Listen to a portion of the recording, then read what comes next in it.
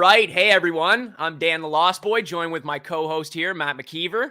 And we are back for another episode of Degen Frens Podcast, powered by Project LB52. This is the show that offers information and conversation based around NFTs, crypto, and Web3. Whether you're a creator, a collector, investor, or just a degen like us, this show's got something for you. So join us as we explore this fast-paced world of Web3, DeFi, and NFTs. Before we get things started, though, a little disclaimer. This show is meant for entertainment purposes only. It's not intended to be investment advice or information, so seek a licensed professional for all that type of stuff. Matt and I and the guests on our show are simply degens with personal opinions about the space, so do not get wrecked. But without further ado, I want to give a quick little intro, a little hello to our guest here, Adam Martin. Hey, everybody. Thanks, guys, for having me onto the podcast. This is definitely a really cool opportunity. And what you said perfectly is a really fast-moving space. So I think content like this is great. Heck yes. It's not really widely touched on. So we're really glad to have you and IRL, Degen Frens, on the digital podcast to spread this content and awareness as far as we can and create some new friends. But just for some, awareness for our audience and our viewers here, could you give us a quick little 2-minute style, elevator pitch about who you are and what you do, Adam? Yeah, absolutely, guys. So I actually entered into sort of a mentorship relationship with Matt McKeever a few years ago now, and we've had a ton of fun playing around the world with different conferences, a lot of real estate training and courses and investment and business building there. So Matt's been my business mentor and friend and just life mentor actually for quite a few years now. And Matt actually pushed me to get into NFTs about a year ago, I guess. And that's when I bought, I think one of my very first NFTs was the Bored Ape Yacht Club. And I've been just diamond handing that since. I was checking on my OpenSea. I think I got it for 0.4 of an ETH and just been sitting on that and riding that wave for the last year or so. And I became active on Twitter recently and just decided to have that as my brand, is just fully doxed and dosed diamond hand. So I think that's a fun part of the avatar character that I want to play in this NFT space.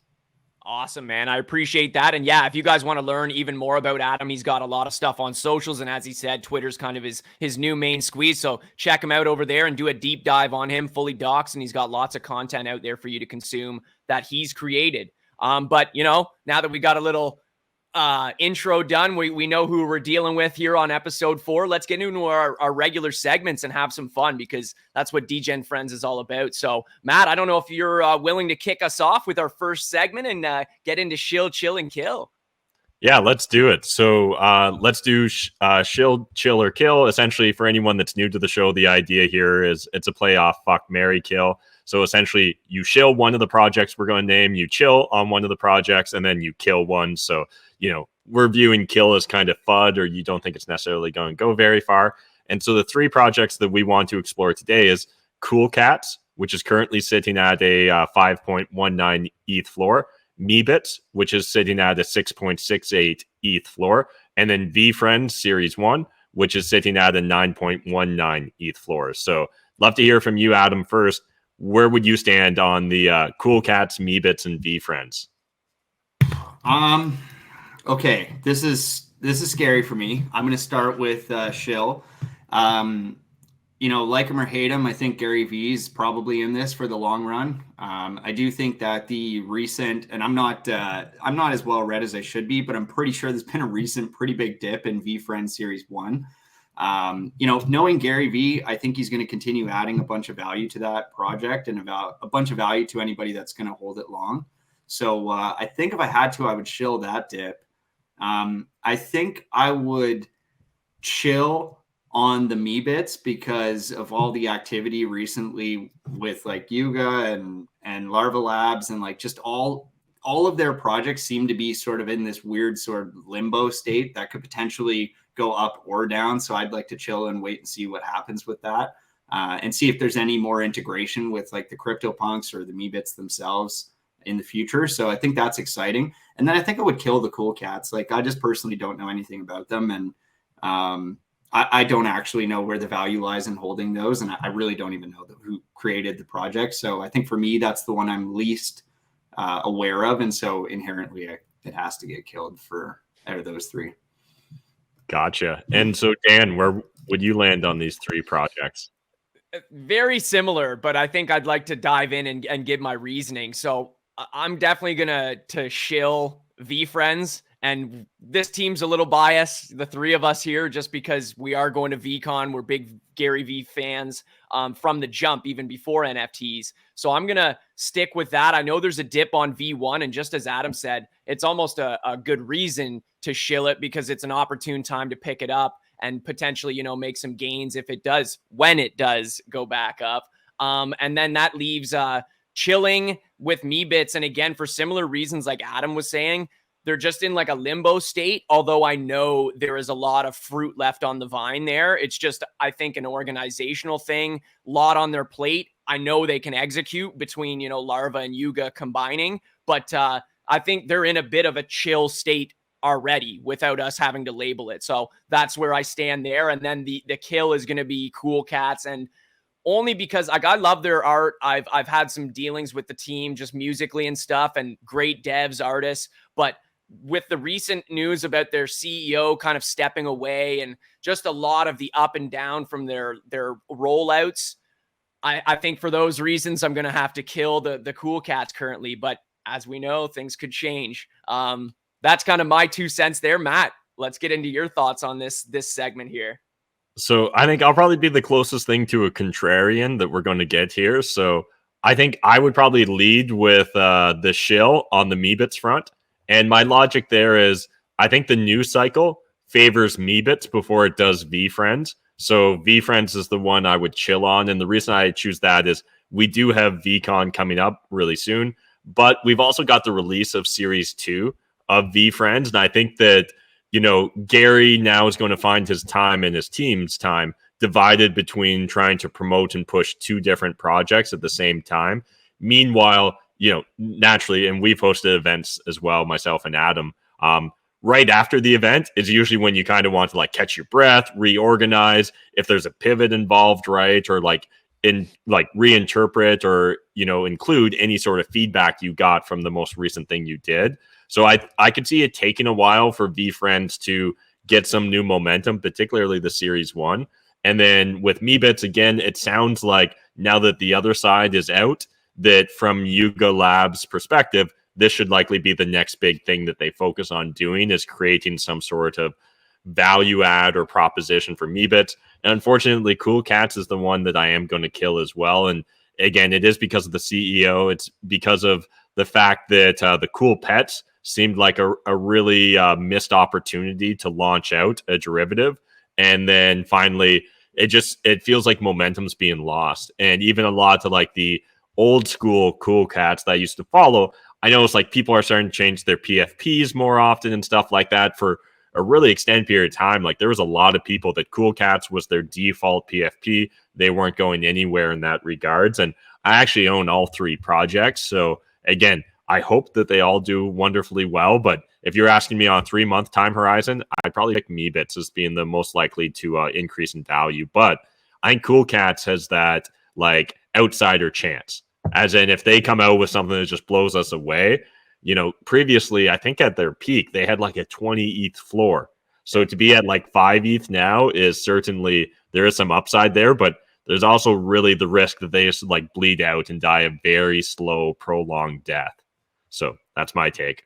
For sure. I really love this segment just to get everybody's thought process on how it's almost like how you would evaluate a project if you were going to buy. In this case, Matt already holds some. So it's very interesting to hear your perspective when you already got them. And on Cool Cats, I think you're right. There's definitely that underdog potential to flip back. And just one highlight kind of comparing Web 2 to Web 3 is that it's very interesting that as the CEO stepped away, there was clearly, a build up to that. And that's where all the turmoil's been. We'll see if, just like with Web 2, a new CEO steps in, new leadership and a breath of fresh air could really literally drastically 180 things for the project. And yeah, we'll see what happens there. But moving right along with our usual segments, we'll keep this as tight as we can for everybody listening. We're going to get right into Normie News, which is just for our listeners that maybe are new. It's a segment that goes through some news that has hit, Normie radar. It's gotten onto the the regular news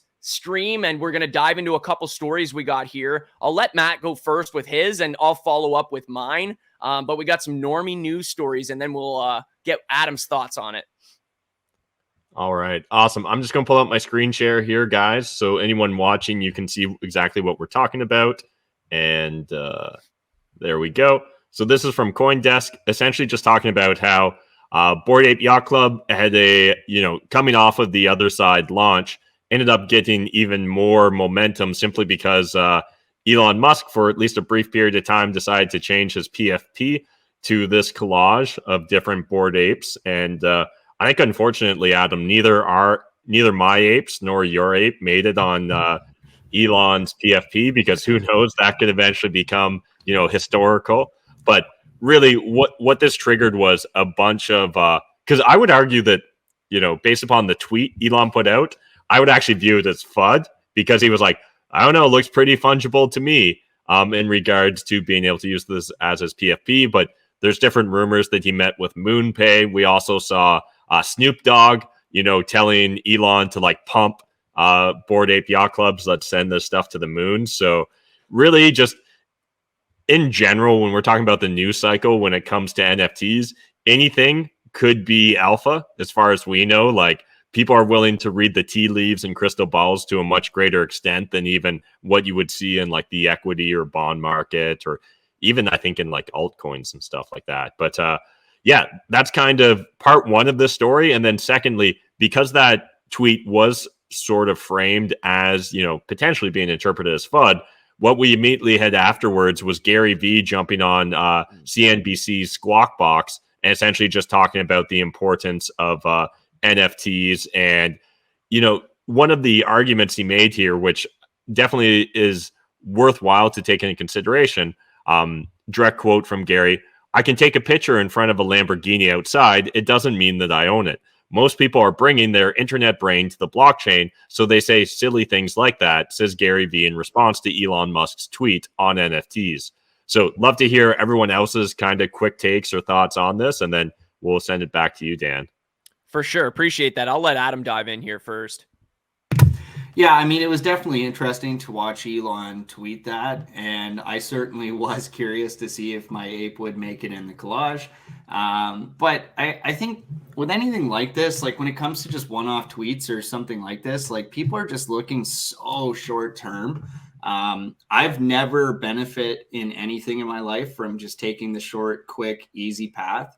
And I feel like a lot of people just want that with these projects. So if Elon tweets or doesn't tweet, it really shouldn't be changing your game plan or your long-term strategic goals with what you're trying to accomplish in Web3 or with your NFT portfolio or even your financial lives. So I just don't understand how people can get so dragged into the weeds on this stuff. And my strategy has just been post and ghost, man. Just when I all year watching the ape go to 138 ETH or something the other day, it's I maybe check in on it once a week, and I look at the number, I laugh, maybe I send Matt a DM, and then I just close OpenSea and just forget about it. And I think that's how I've been able to get to where I'm at with NFTs. So, I'm not saying that's for everybody, but when I see a story like this, I immediately think people are thinking too short.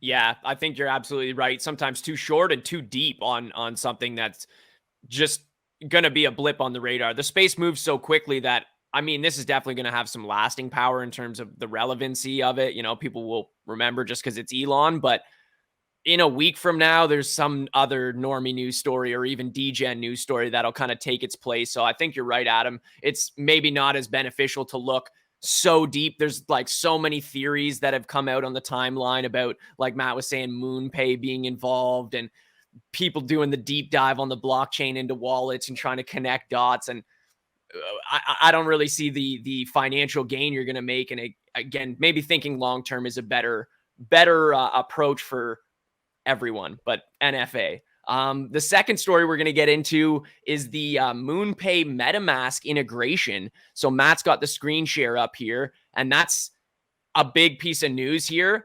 We don't actually have it from a Normie news station, but this hit the Twitter timeline and definitely blew up. And got retweeted into those Normie news realms. So basically, MetaMask has announced that they're integrating with Moonpay, so you can now buy with MetaMask in 160 countries and use that Moonpay wallet. So I think that opens up a lot of doors for, onboarding and adoption from new wallets and new people in the space to be paying with different means now. I think it's bullish for the space. Not much in terms of a deep dive in the story, just more surface level. Want to get everybody's thoughts. I like it. It's bullish. Moonpay seems to be making a lot of plays and movements in the space and doing a lot of, like Adam was saying, kind of the post and ghost, where it seems like a lot of IRL handshaking. But I'd love to start with maybe Matt and hear what your thoughts are quickly on the MetaMask Moonpay integration. Yeah, I think this is certainly a net benefit to the crypto space.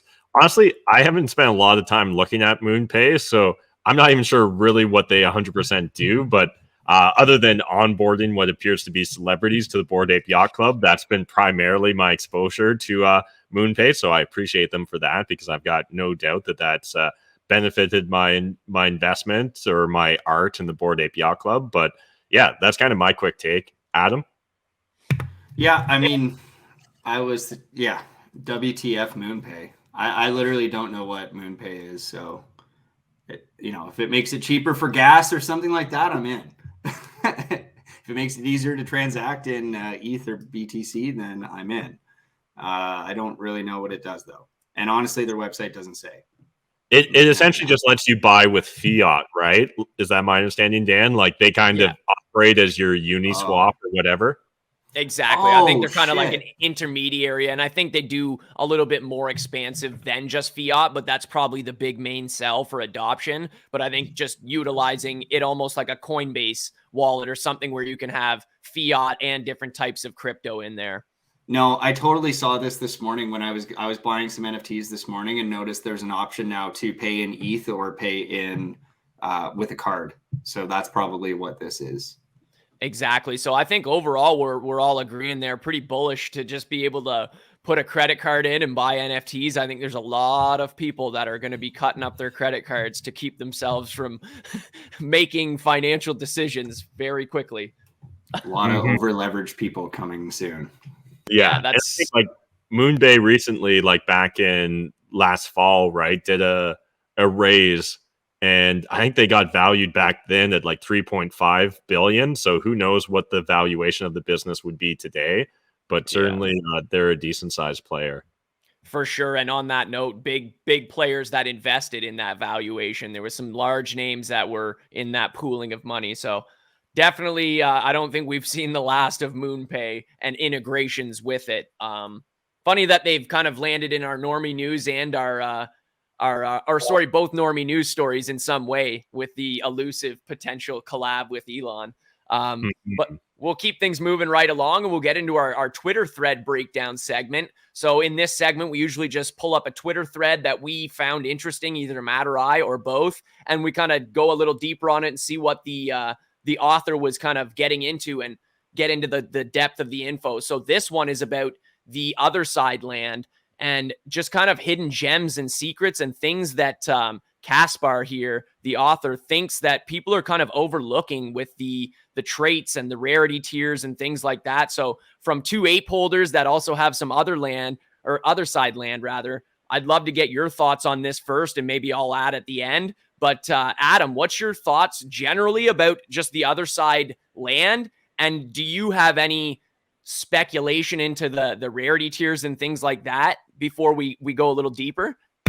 Well, I was super excited to get a coda on one of my lands. So, shout out to the codas of the world. But I think like every other ape in the world right now, and mutants and Bored Ape holders, like I'm just waiting to find out what the hell any of this actually means.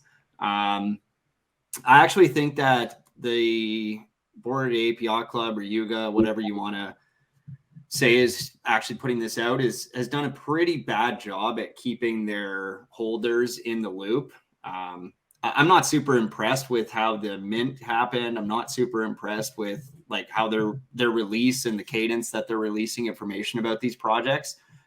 Maybe they're trying to build up some demand. Maybe they're trying to build up sort of some hype around it, but Like, honestly, I don't know what to think. And it is cool. I've actually not seen this thread, and I'm going to check it out later, though, to like dive deeper into what these rarity tiers look like and the different resources, because there's certainly a lot on each property. And I do think that there is something to be said about the rich texture of the lands and like some of the different features. Like, I think that somebody put a lot of time and effort into this. I just wish they would tell us a bit more about it as we're going. But yeah, definitely excited to have a coda. I think that's good. They're telling me that's good. They say that's good. And I agree with you that there's just a lot. And I haven't gone too deep as a non-ape holder on like what the Yuga team had actually laid out. But as you can see in this thread, Caspar has done a great job of really breaking down all of these different traits, tiers, environments, and all of the different things that go into it. So like Adam said, I think I'm going to have to do a little bit of a full deep dive on this thread, and that'll be in the description below. So if you guys want to check it out, if you're a holder or just inquisitive, we'll have that info below so you can get into this thread and, you know, soak it up yourself. But after scrolling a bit for us there, Matt, what are your thoughts on this thread and kind of other side land in general? Yeah, I think Yuga finds themselves in a unique position right now as a company or a business where they're trying to walk the tightrope of understanding like Degen culture Web3 while also still trying to work with or be a part of like the greater economy. So like Web2 or venture capitalists and stuff like that. And, you know, we've noticed time and time again, for the most part, that for the vast majority of NFT projects, there's this reoccurring trend of like kind of sell the rumor or like buy the rumor, sell the news, right? So, you know, once something gets released, you know, usually we see values drop dramatically. We also saw that play out to a certain extent with the other side. I know Adam and I were briefly discussing this in a previous conversation where we're talking about our pre-revealed Bored Ape Yacht Club other side plots of land, you know, had blind bids of like 20, 22, 25 ETH on them. And then post-reveal, other than for Adam's coda, they all dropped to like quickly, like I think it was maybe 4 or 5 ETH. And I think now they've kind of normalized around 8 ETH as kind of the blind bid on Bored Ape Yacht Club land specifically. But there really is a lot to parse out here. And I think that what Yuga's probably done very well, or hopefully done very well, is leave lots of Easter eggs and different little pieces of things that can become their own rumor. So that rather than just the land being the one-time rumor that you buy and then the reveal being the news you sell, there's all these different things like the different factors, right? Whether we're talking about environments, rarity tiers, resources, and I've even seen some really interesting speculation in regards to the fact that every plot of land has a door on it, right? And so guys are theorizing that, in fact, to go to the other side, you walk through this door and maybe you've even got another plot of land that's maybe the inverse, maybe it's whatever. But there's a lot to that. And then obviously this is also supposed to be representative of like a world or a universe. So there's literally like a giant land map where each one of these is represented. I know I spent way too long trying to find where my piece of land was. I did succeed though. And there might be an easier way to do it now, but I don't think there wasn't, or at least it wasn't widely obvious when I initially did it. But I think because of all these different factors, the news cycle can probably go a lot longer on other side than most other NFT projects we've seen to date. So I bought 2 more on the secondary market. We'll see what happens. But right now sitting on 3 pieces of other side land. So fingers crossed. Yeah, you make a really good point there, Matt. Just like there's a lot here, and that adds to room for speculation and people to have so much fun on the timeline, you know, playing with their ideas and everybody putting their heads together with what they think is possible. And then Yuga has the opportunity to do, you know, something that they intended to the whole time and might be way off of what people are thinking. So very, very interesting, and definitely kind of all the rage right now in NFT chats and Web3 land. Definitely really love the way they've topically done the maps. And I was chatting in a Twitter space last night just about the potential of, you know, clean blank land actually being, you know, maybe very rare for building or for putting your own things on. So already I'm finding myself as a non-holder speculating, believing what I want to. And as Matt said, just kind of buying into the rumors. But as long as everybody else has kind of closed up their thoughts on that there and the Yuga other side land drop, we'll maybe move just along. One more comment. Like, I think it is interesting, and I wouldn't be shocked to find out that they're surveying the response to find out what features and benefits they might want to include later, right? Like, when you do something so vague and so sort of opaque, it leaves so much room for magic, right? Like, if you can't see when the trick happens, you don't know that it happened, right? And you just see the effect. And I wouldn't be shocked if they're doing that. Like, some of the best products in the world just survey their customers, right, for what features and benefits they want next. Like, so I wouldn't be shocked if that's what's happening here. And I just hope they don't have too many plates spinning, because that's possible. There's a lot of plates in the air with these guys right now. So, Very, very true. Yuga is listening, everyone. Yuga's listening. They're surveying you right now on your timeline. Let's transition right along now into hot takes. And this one's going to be really quick segment. It's about ENS domain names. So that's been really hot on the timeline. I'd say for a bit longer than the last week, but definitely the last 7 days. And specifically the 3-digit, 4-digit hype that we're seeing. So that's just literally digits that are, between 1 and 10,000. And, we're just seeing a blowout, massive sales, exceeding 50 ETH for certain number combinations. And I'm a little bit puzzled by it. I will say I bought a couple of 5 digits on like a roll of the dice, just to feel like I'm part of this crazy degen hype cycle that's going on. I don't have huge hopes for it, but my kind of quick hot take on ENS domain names, don't really understand it. But that always fits with degen culture. So I could see it maybe having some legs. And I do have my own like DanTheLostBoy.eth for that purpose, for kind of wallet recognition. But the number stuff, a little confused by, but we'll see where the pump goes. Maybe we'll flip it over to Adam. And what's your hot take on the ENS domain names? Yep, definitely a hot take. I've seen a couple.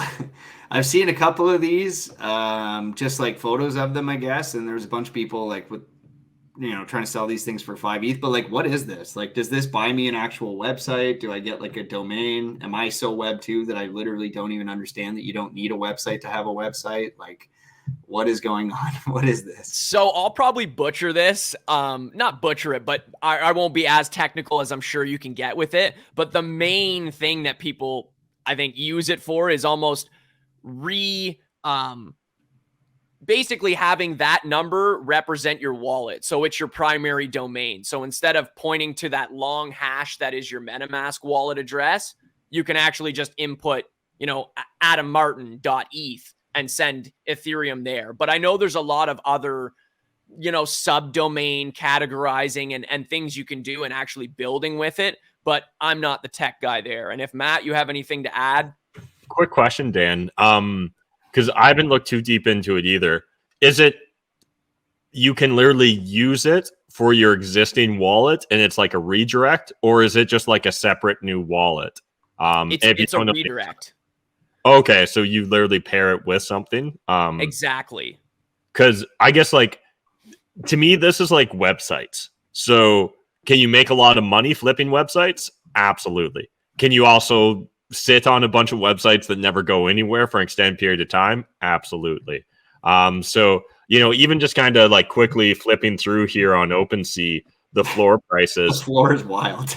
Like looking at some of these things, like, I don't know, ChineseArmy.eth. Maybe if the Chinese army accidentally tries to raise a bunch of money in ETH and will mistake your address, you might get that. Or AmericanPeople.eth is also available. That seems like a great snipe there. But and Russian troops.eth and like, I don't know, it's bizarre. I think there's something to the 3 and 4 digit domains for individuals that are looking to really build a brand around their existing PFP, things like that. I think it'd probably be wise for a lot of NFT projects to probably just control their own ENS domain. But I don't think, like, similar to flipping websites and stuff, honestly, probably most of the smart money already got in in my humble opinion, and they've probably already acquired the important ones. Like, Yeah. I don't know if you snipe your local mom pop pizzeria's ENS domain that they're going to panic and give you a bunch of money in order to control that. Because I think the biggest one here potentially for individuals that were looking for upside or alpha would maybe be looking at up and coming, creatives, influencers that maybe aren't directly exposed to the crypto space. So maybe they're going to be kind of late joiners here. And then that could make sense in my opinion. Because again, from like a fundraising perspective, why use Give, Send, Go or GoFundMe or Patreon or some of these other platforms if you potentially could just tell people like, hey, if you like what I'm doing, go to my ENS, send me some money, or send me some ETH. So it's neat. It's interesting. I think that we've yet to really see it be used at scale by a lot of people. Like I know that people use it in their Twitter profile and stuff like that, but I don't know if people are actually receiving a lot of things. Again, if you were a giant NFT influencer, you'd probably get a lot of free shit if you made your ENS publicly available. But I don't know. We'll see how it plays out. I'm definitely not spending any ETH currently on it. I probably should go grab Matt McKeever, but I'm literally just too lazy. But so like, can you mint here's my thing. Can I custom mint right now my name to here somehow? And where and how do you do that? So ENS, I can flip you the links, and maybe we'll put one in the description just if anyone's, listening and curious about maybe locking down their name or their business name. But it's ENS domains, I think .app or whatever it is, and you pull that up and you'll actually search through anything, and you can obviously search your name, your business, and there's a possibility it's been taken by someone, like Matt was saying, almost headhunting or acquiring as many as they can.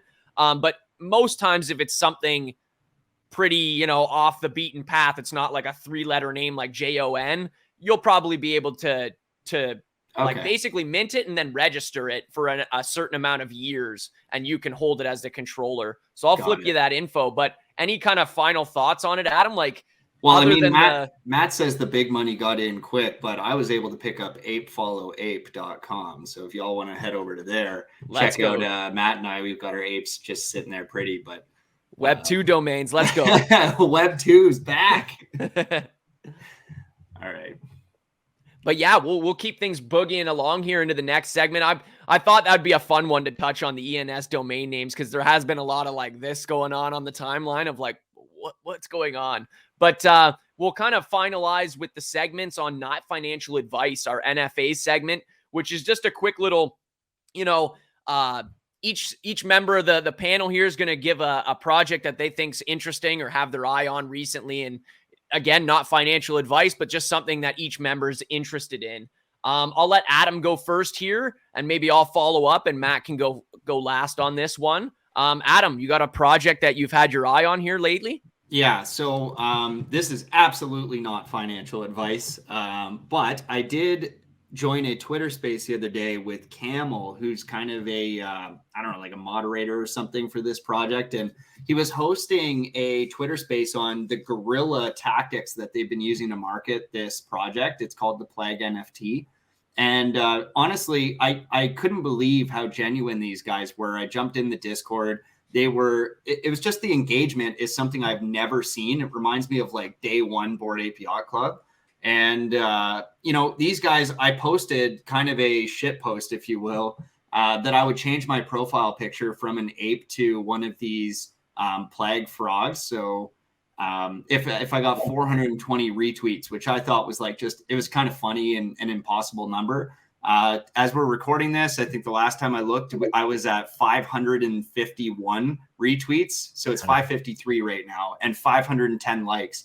And let me tell you, I jumped in the Discord and instantly I was blown away at the level of engagement, the level of commitment, and the goals these guys are setting. So really excited by that. The floor is disgustingly cheap. I think it's 0.03 or 0.04 this morning. I did sweep the floor because I promised I would.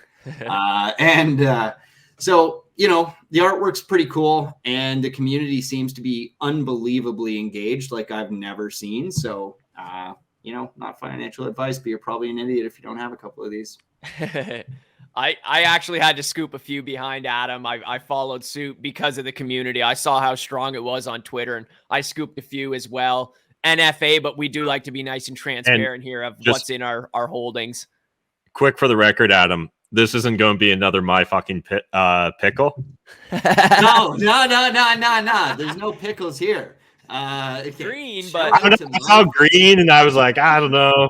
getting cold sweats. Excuse like, oh, you, I remember bought a this. white pickle. You guys do your research. But anyways, one thing I will point out here is we're just on the landing page here on OpenSea. If you're watching the video, 11,000 items. So I like the small. I like these smaller projects with not a ton of items in the collection. But one thing that should raise questions from anybody is the fact that there's only 4.2 thousand owners. Not super comfortable when everybody owns multiples, because that doesn't take too many whales to just dump them and ruin a floor. Not a huge problem right now because the floor is so low, it honestly doesn't matter. But a very, very interesting project, and I look forward to blowing this thing up with these guys, because honestly, they're having so much fun. And for the first time in a long time, I feel excited to blow it up. So I'm going to steal more apes. I'm going to get more people into this project. And I'm just shocked at how low the floor is for how engaged this community is. Yeah, they're great. And there's something that I've immediately picked up on where I'm like, I don't know if we could do it with the same flavor as them, but Space Monkey Fight Club needs to get some of that guerrilla marketing going and take some of Camel's notes. So shout out to Camel. Camel go bye. He knows what I'm talking about. Shout outs to you, Cammy. We love you. But let's dive into my not financial advice little reco or project I got my eye on, and it's a music related project. So fits very perfectly with my avatar, and it's Hoo-Hoo's Treehouse. And this is by Illa the producer, who's a Grammy. I can't even give you his Rolodex. He produces for Eminem, Meg Thee Stallion, some of the biggest artists in the world. And this is his project. You get a Hoo-Hoo avatar and actually get some usage rights to a beat. And they do submissions for contest songs. And you can submit a song on your usage beat and actually get submitted and win to have Illa pitch your song to some of the biggest industry label execs and things like that. So very interesting kind of utility for up and coming artists and Web3 musicians. And I was in a Twitter space last night with Illa, great guy, really, trying to get in with the community, speaking our language. And I kind of dig the art here. I really like the pastel colors, the 3D bird vibe. I mean, they were unfortunate that Moonbirds dropped right in around the same time. So I think there was a bit of fade there in terms of the actual animal chosen, but really like the cultured traits. You get a lot of cool subculture going on. And again, the music centric vibe. So shout out to Illa, shout outs to Hoo-Hoo's Treehouse. And again, very reasonable floor. And I believe they're still minting. And Illa said last night specifically that they actually wanted a slow mint out because he wants really dedicated, passionate people to come into the project. And that's something I can vibe with, being a founder of my own collection. You really want people that are diehard, so I can respect that. I don't have any of these yet. I think I'm going to scoop one, whether it's just for my own collection or maybe even for a community vault, fun contest or giveaway, because it is music centric. So it kind of aligns with ours. And that's kind of that on the Hoo-Hoo's Treehouse. Not financial advice. Matt, do you have a project that you want to highlight? No pressure if you don't. Yeah, I haven't been spending as much time paying attention, so I don't have any up-and-coming projects that I'm really keeping my eye on. I'll just kind of rediscuss to a certain extent the other side land. So nice. To me, one of the projects that I bought a few on the secondary, but I should have bought a lot more back in the day, was the Bored Ape Kennel Club, because when it was first released pre-Mutant, I was just I remember when they were bouncing around under 1 ETH, I grabbed a couple just to kind of whatever. And in my mind, the logic was just how do I rate the risk reward between it going to zero or doubling? And for me, something from an existing brand and project that had already done well for itself and seemed to have an established community, it seemed like a no-brainer. And so other side land, obviously not nearly as cheap right now, but I think for maybe 3.5 ETH or just over that, you can get into it at the current prices. that's around essentially what guys spent between minting and the gas that they would have spent in order to get their other side land. So I think there's something there. Again, obviously not financial advice, but on a long enough time horizon, assuming the world of ETH, cryptocurrency, and NFTs doesn't completely implode, it seems probable to me that we could see it at a higher price point at some point in the future.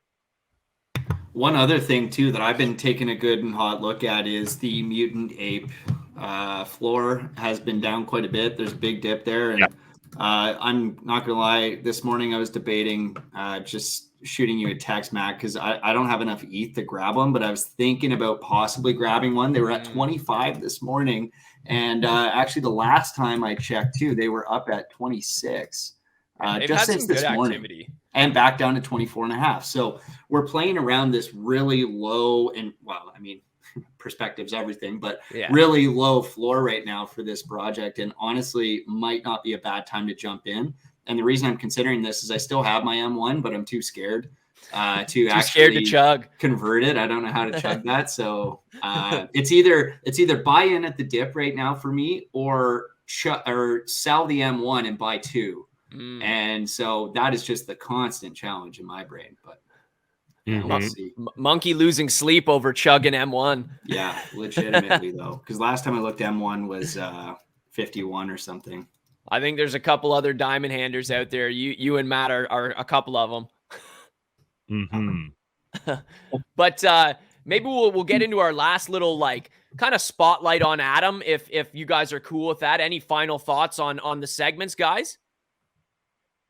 Beautiful. Nope, Beautiful. We'll dive into this little spotlight on Adam just to get to know you a little bit more, get our audience up to speed, and some inquisitive questions about your time in the Web3 space. So I don't know, Matt, if you're keen on it, maybe you shoot him the first two questions there, and I'll finalize with the last three. Sure. So Adam, tell us a bit about yourself and what you do, what your business is, and your main Web3 topic of interest. Okay, so what I do most of the time is real estate investing. So I've got a wholesaling company in Canada where we look at getting off-market properties and contracts that we end up selling to a email list of investors. So it's about as Web2 world as you can get. And that's what's occupied a lot of my time. In the last few days, I've decided to just take Web3 very seriously. I've been holding this ape for the last year and kind of watching it ride, but I've just decided to go all in on Web3. And I think that's my outlook on where we're at. I think we're absolutely so early. I think it's disgusting how early this is. I was talking to Dan yesterday about, this has a 90s feel to it with the internet. And, we've got Gates here screaming that everybody needs one of these and is going to have one of these in their house. And, we've got everybody, all the late night talk shows and stuff being like, that's impossible. Why would anybody want these giant expensive machines in their house? And we're all just standing here waving our arms saying they're not going to be giant. They're not going to be expensive. They're going to fit in your pocket eventually. So I just get this feeling that we're so early that we can't even recognize the opportunity here. And I'm trying to take that more seriously. So, baby steps. I just figured out Discord. I just figured out how to use Twitter. Turns out I chose the wrong platform and have been on Instagram for too long. So I'm about to fire all my followers and all my friends in that world and really just move over into Web3 seriously so that I can set some big goals.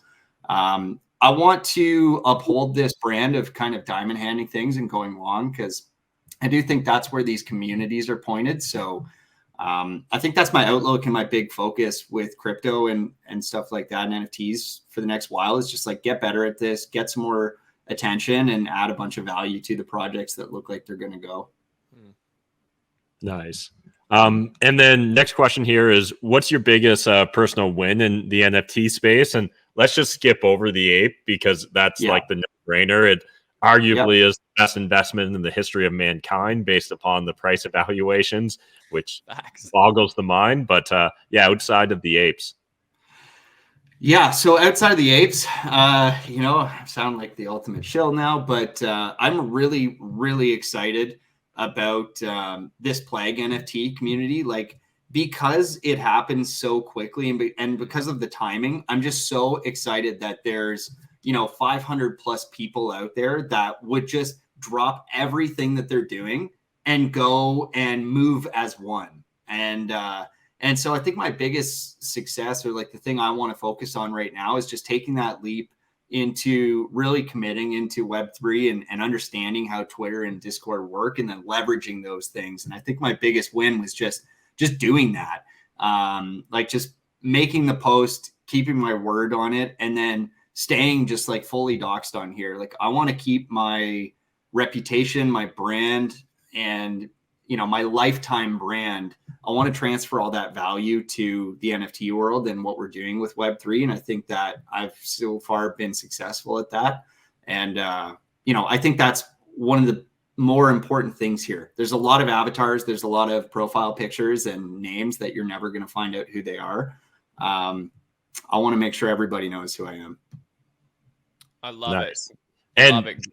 For people listening though, like Adam does also own half a CryptoPunk, half a Meebit, half a VFriend. So those are probably, like, financially speaking, some of the other bigger wins I'd expect in your portfolio. Yeah. I mean, like, those are pretty cool too. Yeah, there's the financial, and then there's what gets me excited today. And the financial, I mean, the CryptoPunks are insane, right? And they're one of the OG projects. And it is exciting to have the Meebits and the VFriends. And like Gary just gifted us a spectacular thing the other day that looks kind of cool from Series 2.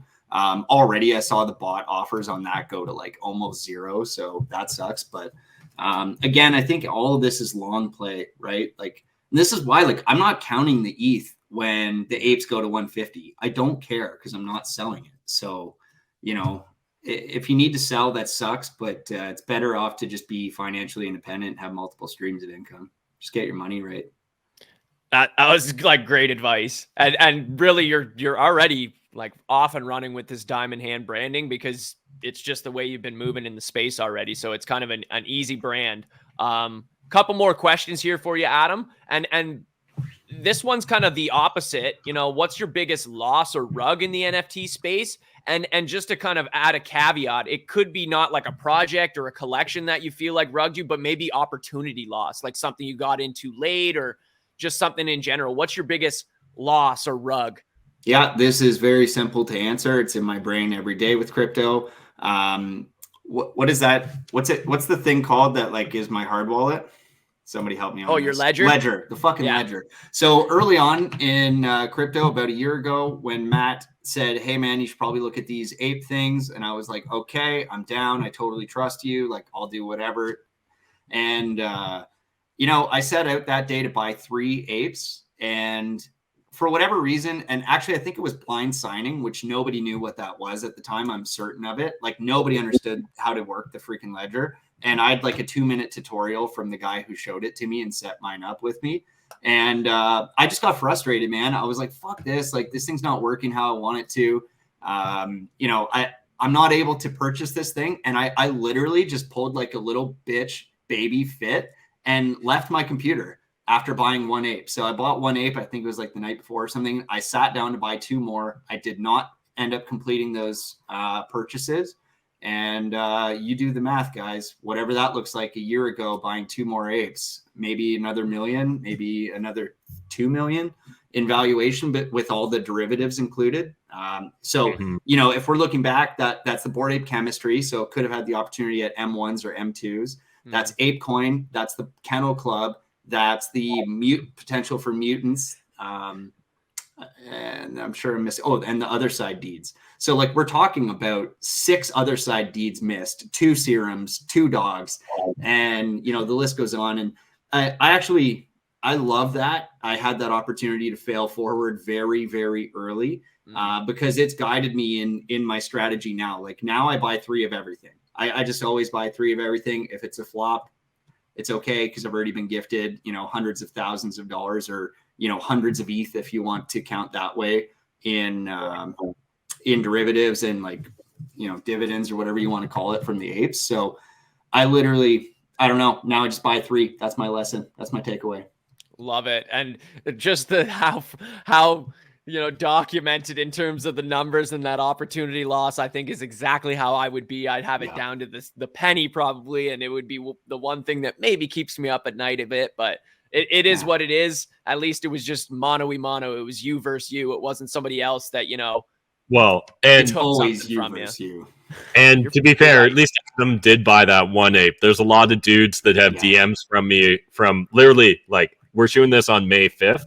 I'm pretty sure that's when I actually started blowing people up about the apes, because I was sitting on a bunch of ETH because I was expecting to mint Gary V's Series 1 and he had delay. And so I was like, man, I got all this ETH. I was ready to gamble in NFTs. Like, I need to do something. And that's what led me down the Bored Ape Yacht Club rabbit hole. And I'd have to check the receipts, but I think that's roughly when we would have bought our first ones. And there's so many guys that I enjoy kind of rubbing it in. Wow. Well, and I was going to bring this up too, Matt, is the V Friends Series 1. I had also loaded up on ETH. I had intended to buy a couple of V Friends Series 1. I ended up kind of a similar situation. I just got frustrated with the project. I thought, you know what, this is ridiculous. Like, there's no way a guy like Gary V, a guy of that size and talent and capability and skill set and team couldn't launch this thing on time. It's going to be a bust.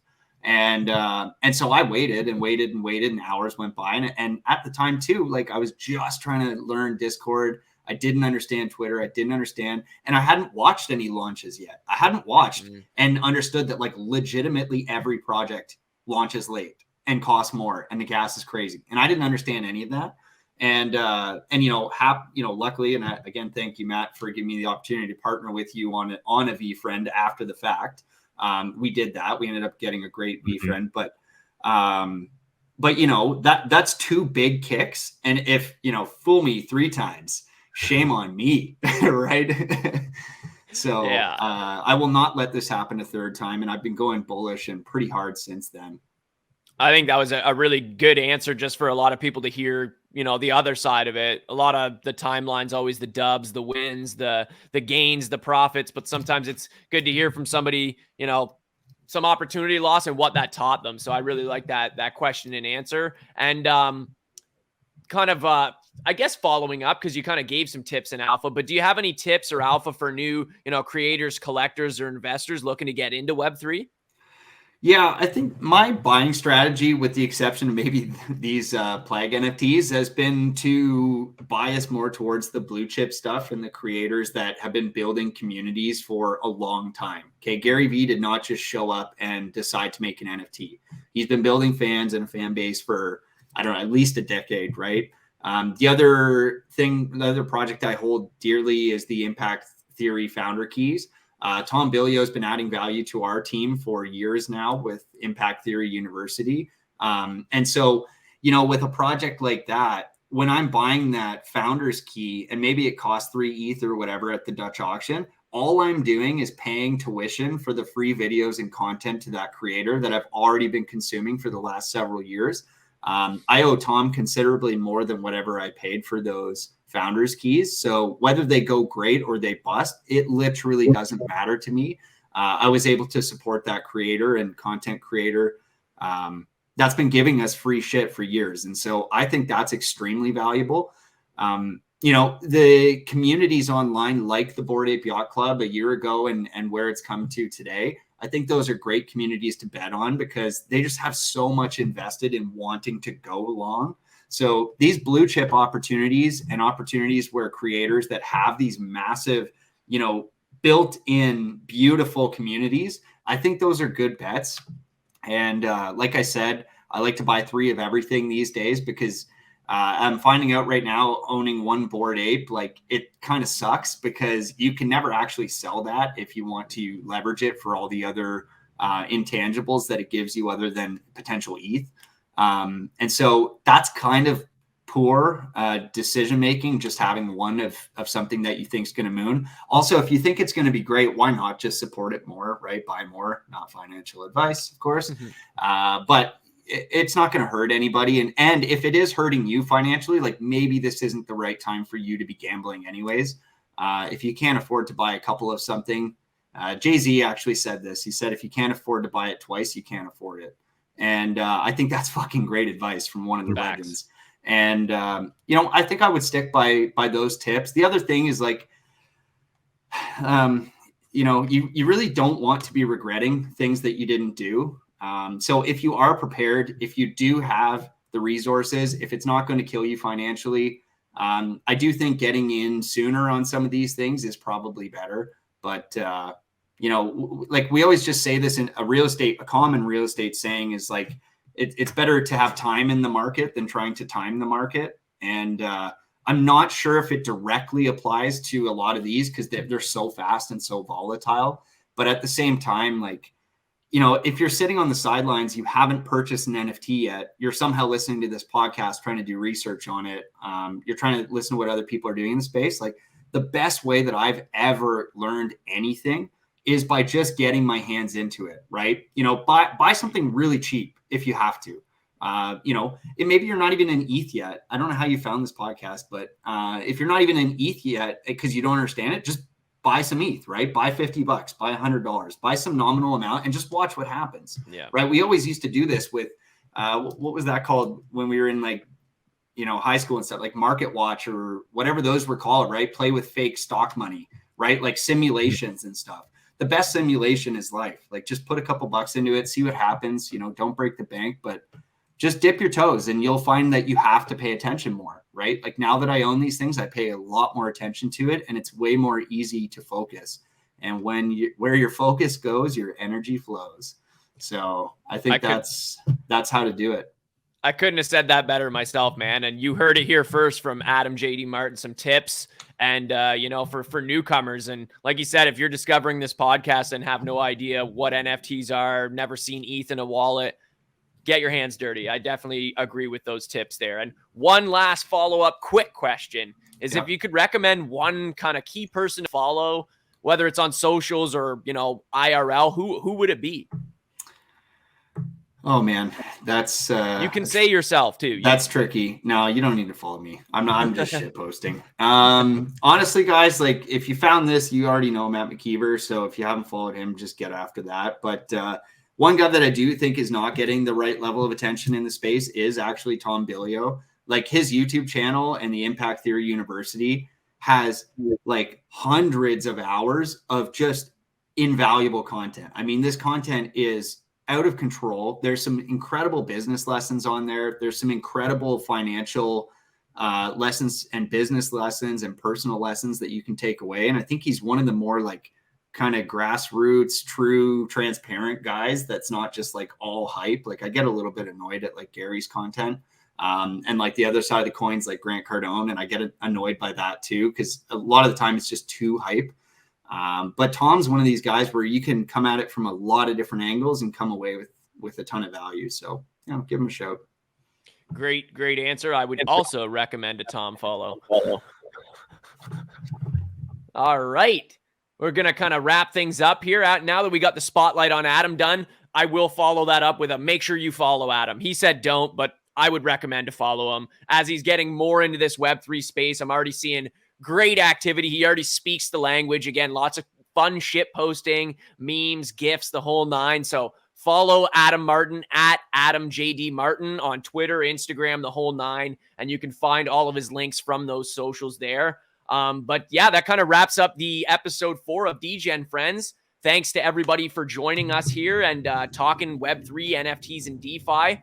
Make sure you check us out at projectlb52.com and at Project LB52 on social media for more information about the project, official links, media, and much more. And you can also follow Degen Frens at Degen_Frens and follow Matt and I. I'm at Dan the Lost Boy. Matt, where can we find you? Yeah, you can find me on just about every social media platform, Matt McKeever85, and IG, it'll be Matt McKeever Unfiltered. Awesome. So make sure you do that. All that stuff will be in the description and the show notes below, wherever you're listening or watching. And if you want to keep the conversation going, join our Discord, the Project LB52 Discord, which houses everything that we do and we power. And there's actually a kind of a sub channel in there for Degen Frens. So if you got some suggestions, criticisms, what you want to see or don't want to see on the show, definitely plug it into the Discord. But until the next one, thanks guys for being here. Degen Frens indeed. And we'll see you guys on the next one. Thanks, guys.